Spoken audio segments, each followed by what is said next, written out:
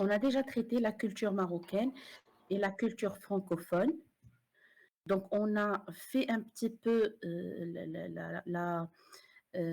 on va dire, une approche comparative entre la culture marocaine et francophone. Et on a parlé aussi de comment se rencontrent ces deux cultures et quels sont les éléments où il y a une intersection entre les deux cultures. Ça veut dire que, bien sûr, comme vous savez tous, le Maroc, il a été colonisé pendant une période par la France.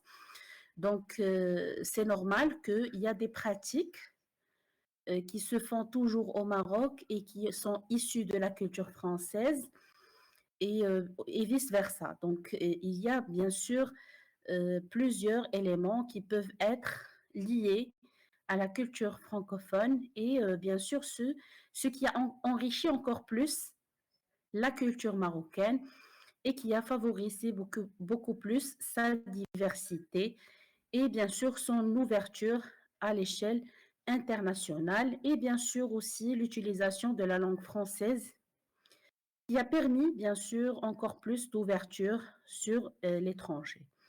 Donc, bien sûr, je vais vous demander tout d'abord, Mademoiselle Asma, Monsieur Mustapha, de me faire une petite récap sur ce qu'on a fait. Donc, de quoi parlait exactement le texte qu'on a vu avant, bien sûr, de poursuivre l'étude des questions. Bien sûr, du reste des questions que l'on a posées par rapport au texte. Donc, allez-y, Mademoiselle Asma. Alors, madame, donc, la dernière fois, on a parlé, on a évoqué le sujet de la culture marocaine et le francophone. Donc, la culture marocaine,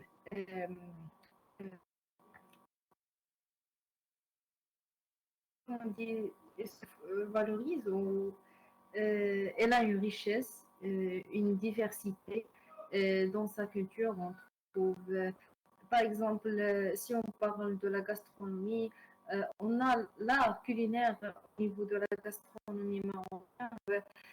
Chaque région a plats, des plats qui sont différents d'autres régions. Chaque région a des coutumes, a des rituels pour chaque festival.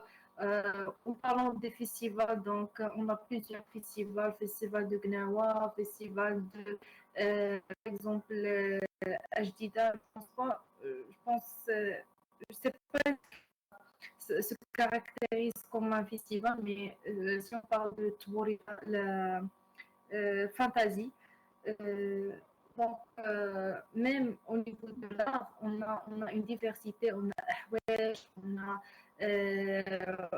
l'Amdah, on a plusieurs de musique, euh, même au niveau de vêtements, chaque région a un style vestimentaire traditionnel euh, qui est emblématique de la région.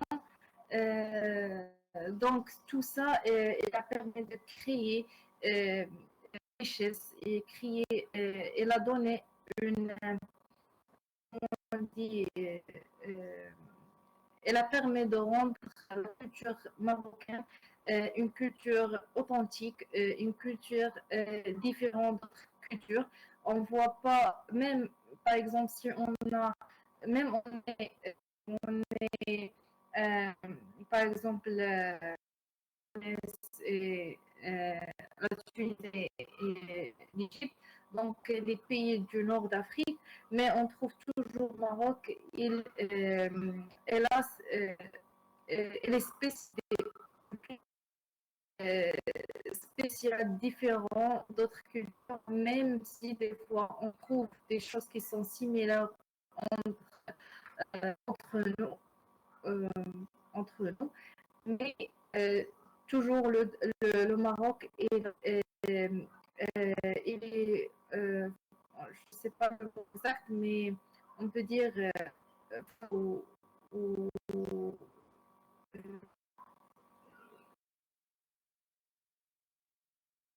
là, cette diversité ou cette diversité qui vient de la pluralité de cultures. On a parlé aussi de la colonisation qui a impacté ou qui a laissé des coutumes et surtout notre langue. Donc, elle est devenue notre première langue étrangère.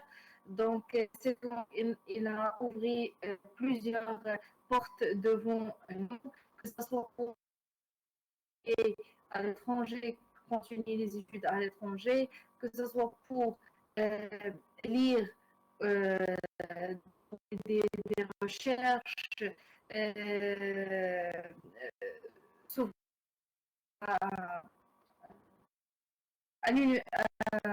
international et aussi il a permis nous les Marocains, surtout les écrivains marocains, à écrire la culture et permet aux francophones de plus connaître notre culture, notre coutume, nos rituels et savoir plus sur notre pays.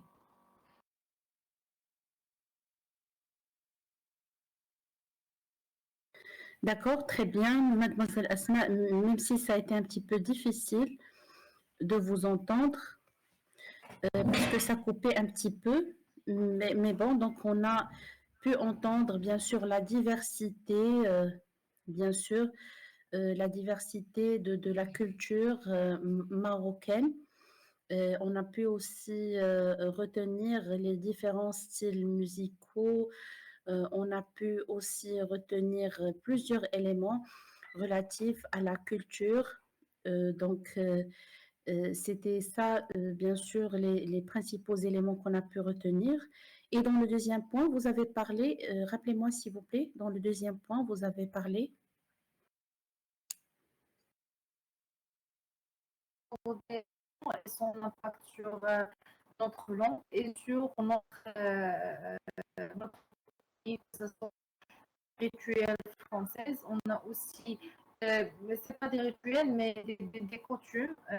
Et aussi, il nous a impacté, il nous a aidé à s'ouvrir à l'étranger, surtout pour les deux Voilà, pays, la France et très bien. la Donc, Belgique. voilà, l'utilisation de la langue et comment elle a influencé, bien sûr, l'ouverture du pays vis-à-vis de plusieurs opportunités et vis-à-vis de plusieurs autres pays étrangers. Très bien, donc voilà. Donc vous avez parlé également de la diversité, de la culture, vous avez parlé aussi de cette richesse qui réside bien sûr dans la culture marocaine avec ses habitudes, ses rituels, etc. C'est très très bien, mademoiselle Asma. Donc, bien sûr, je vais demander à Monsieur Mustapha aussi de nous faire le point sur ce qu'il a retenu à partir du texte. Allez-y, Monsieur Mustapha.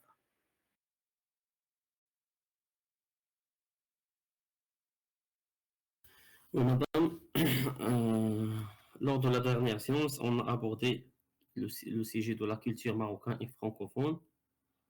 Et on a dit que la culture marocaine est connue par sa richesse et sa diversité grâce à la situation géographique du pays et la variété d'héritage arabe, amazigh, andalous et africain. Cette pluralité nous donne une diversité au niveau des traditions, l'artisanat, la gastronomie, la musique et les langues, notamment le français, qui favorise la modernisation et l'ouverture internationale. Également, le partage et la diversité avec le monde. Deuxième point, c'est l'importance de la langue française qui représente un avantage pour le Maroc au niveau de plusieurs domaines, à savoir le domaine culturel. Donc, la culture francophone représente aujourd'hui un espace intellectuel et grâce à cette langue, donc, on peut participer à l'échange et le partage avec les pays francophones. Concernant le domaine éducatif, donc grâce à cette langue, les étudiants peuvent poursuivre leurs études et aussi trouver des emplois facilement. Et au niveau économique, donc grâce à cette langue, donc les entreprises marocaines peuvent collaborer avec des entreprises étrangères, que ce soit au niveau des contrats, au niveau de l'approvisionnement D'accord, très bien, Monsieur Mustapha. Donc, on peut dire bien sûr que le Maroc, il se caractérise par la richesse, la diversité, la pluralité, bien sûr, qui réside dans tout ce qui est tradition, artisanat, cuisine, l'art de manière générale aussi. Et bien sûr, on peut parler même de tout ce qui est issu, bien sûr, de son histoire coloniale. Ça veut dire que le Maroc, il a pu retenir plusieurs éléments aussi de son histoire coloniale et particulièrement la langue et aussi d'autres éléments. Donc, j'aimerais bien que vous puissiez me donner quelques éléments qui sont en relation ou bien qu'on a hérité, ça veut dire au mot après la colonisation de la culture française. À votre avis, qu'est-ce qu'il y a comme élément qu'on a hérité, bien sûr, après la colonisation française? Donc, qu'est-ce qu'on a hérité comme, bien sûr, culture? Bien sûr, quels sont les éléments? Peut-être qu'il y a des éléments qui sont liés, par exemple, à la gastronomie, peut-être à tout ce qui est intellectuel, artistique, à tout ce qui est, par exemple, système éducatif. Donc, est-ce que vous avez une idée sur des éléments qu'on a pu retenir après, bien sûr, le départ de la France? Donc, bien sûr, cette question est destinée à Monsieur Madame, Mustapha et Mademoiselle Asma. Madame, madame, d'abord, ce qui me- c'est d'abord les vêtements. Donc, auparavant, on a des vêtements traditionnels comme djellaba. Donc, tout le monde porte djellaba, mais aujourd'hui, donc, on trouve, il y a des costumes, il y a donc, il y a l'influence de l'occidental ou Oui, très très bien, en Monsieur général. Mustapha. C'est une très bonne idée. Donc, il y a une influence par rapport à tout ce qui est habillement. Ça veut dire les vêtements traditionnels, ils ont disparu un petit peu. Donc, et ils ont changé suite à la colonisation. Très très bien. C'est-à-dire on utilise ces vêtements seulement euh, pendant les fêtes ou les